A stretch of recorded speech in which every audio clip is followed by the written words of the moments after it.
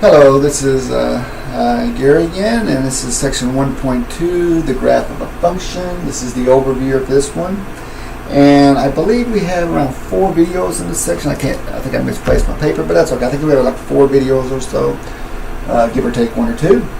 And but this is the overview, and what we're going to do is talk about the graph of a function. And really, this overview is pretty simple. It's we just basically need to be able to identify a function or not if it's a graph, if it's a graph instead of an equation. And we use something called the vertical line test. And we're also going to talk about the zeros of a function and what zeros really represent. You may have heard of them being called x-intercepts, but you can have zeros of a function that are not x-intercepts, and that's when they're complex zeros. So we'll talk a little bit more about that in a sec. But anyway, so the graph of a function, identification, vertical line test. Okay, now, sometimes you have a graph, and it sometimes will represent a function. Now remember what a function is. A function is for each x, there's only one y. So each input provides one output. So if you have a graph, you can determine that by the xy axis. So the vertical line test states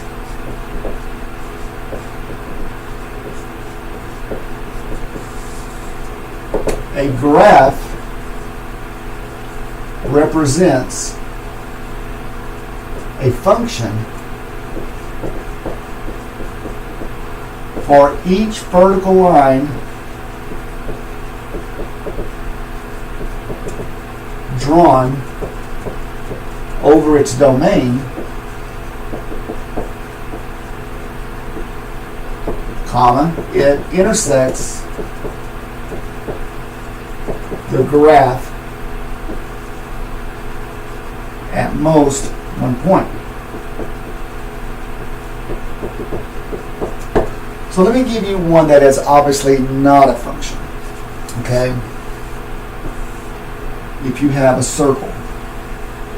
Now that is not a function, because by the vertical line test, if I draw a vertical line through it, it hits the graph at more than one place. It hits it up here down in the 4th and the 1st quadrant. Now let me explain why this is not a function in the sense that we talk about. If you have a graph that hits at 2 places, remember this is the x, that's an x input right there. That x provides 2 outputs, one up here, one down here, and that contradicts the definition of a function. So the vertical line test is nothing more than a restatement of what the definition of a function is, because what happens is it hits the graph at 2 places. For this x coordinate, it has 2 outputs. So you don't have to get that deep with it. You just have to say, okay, I draw a vertical line, hits the graph at two places. Or it could hit at 3 and it's still going to be a function. 1 is the best it can do. Now let me show you one that is a function. Like a parabola. Now, if you draw a vertical line on this one, it hits the graph at most one place. No matter where you draw the vertical line, it hits the graph at one point. Now, here, let me show you one that is has a little bit of a problem for some people, and it's something like this. And I ask you, is that a function? Some people would say, yeah, it's a function, because what they'll do is they'll come over here and draw a vertical line over there, and obviously it hits the graph at one place. And yeah, well, that's function then. No, it's not, because if you scoot it over to here, you actually hit it at 3 places. So this x right here provides too many outputs. Actually provides 3 outputs. So that contradicts the definition of a function, although it's okay over here. And the reason this doesn't work like this is because what does it say? A graph represents a function for each vertical line drawn over its domain. These x coordinates over here are in the domain of this graph as well. So you can't disregard those, just like you can't disregard these. So these got to be the same. So even though it might work over here, it's got to work over here as well. So that is not a function either. So this one's a function, and these 2 are not functions. Now, the last one is zeros of a function. Excuse me. Now, what the zeros of a function are is the x-intercepts of the graph if the zeros are real. And we're going to get into detail of how to find zeros of a function. It's very easy. You set the y coordinate equal to 0, and you solve for x.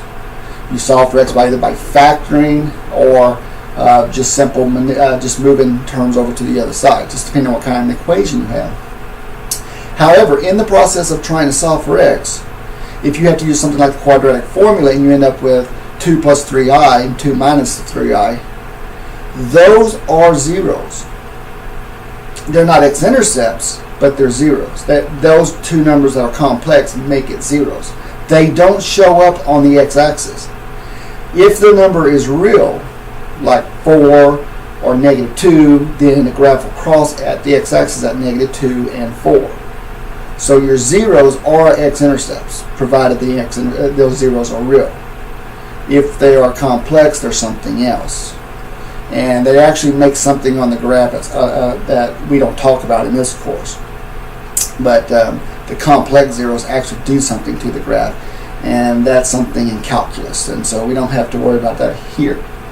So, but anyway, so zeros of a function, x-intercepts if the zeros are real, the complex zeros that give you no x-intercepts. And believe it or not, that is the overview of this section. Thanks for watching.